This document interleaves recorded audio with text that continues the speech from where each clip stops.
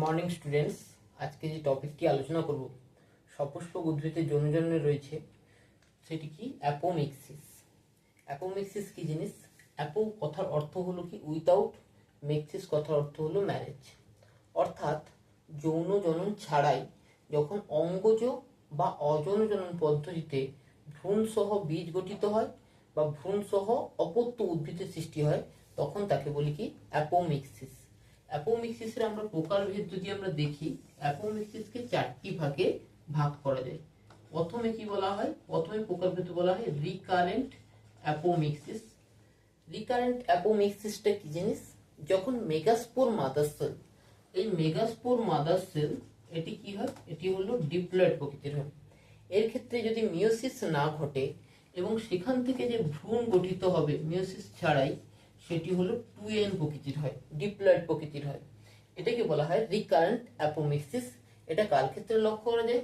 এটা লক্ষ্য করা যায় অ্যালিয়াম, সেপা বা পেঁয়াজের ক্ষেত্রে আমরা রিকারেন্ট অ্যাপোমিক্সিস দেখতে পাই। এরপরে নেক্সট যে অ্যাপোমিক্সিস আছে সেটি হলো নন রিকারেন্ট অ্যাপোমিক্সিস।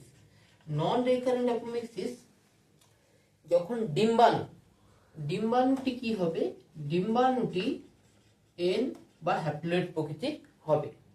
সেইখান থেকে যে ভ্রূণটি গঠিত হবে সেটিও কি হবে?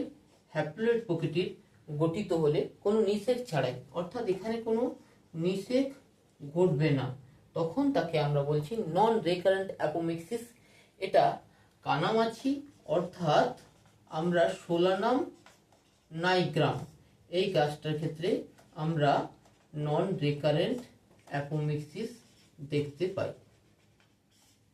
এরপরে রয়েছে অ্যাডভেন্টেটিভ অ্যাপোমিক্সিস। অ্যাডভেন্টেটিভ অ্যাপোমিক্সিস, এই অ্যাপোমিক্সিসটা কি? যখন ভ্রূণ পোষক কলা বা ডিম্বক ত্বক, ভ্রূণ পোষক কলা বা ডিম্বক থেকে কি হয় না ভ্রূণ গঠিত হয়। যেহেতু ভ্রূণ পোষক কলা বা ইংরেজিতে বলে নিউসিলাস, সেটি ডিপ্লয়েড প্রকৃতির হয়। এখান থেকে কি হবে? ভ্রূণ গঠিত হবে, সেই ভ্রূণটাও কি হবে? ডিপ্লয়েড প্রকৃতির হবে, তখন তাকে বলা হয় অ্যাডভেন্টেটিভ অ্যাপোমিক্সিস। লাস্টে আছে ভেজিটেটিভ অ্যাপোমিক্সিস। এই অ্যাডভেন্টেটিভ অ্যাপোমিক্সিস লক্ষ্য করা যায় লেবু গাছের ক্ষেত্রে লক্ষ্য করা যায়। এবং লাস্টে যেটি আছে ভেজিটেটিভ অ্যাপোমিক্সিস, যখন বুলবিল গঠনের মাধ্যমে কি ঘটবে? নতুন ভাবে ভ্রূণ সহ অপত্যের সৃষ্টি হবে, তখন তাকে আমরা বলবো কি ভেজিটেটিভ অ্যাপোমিক্সিস। এটি অ্যাগেভ ক্ষেত্রে আমরা দেখতে পাই। তাহলে অ্যাপোমিক্সিসের সাহায্যে নিষেক ছাড়াই অঙ্গজ জনন বা অযৌন জনন প্রক্রিয়ায় আমরা ভ্রূণ সহ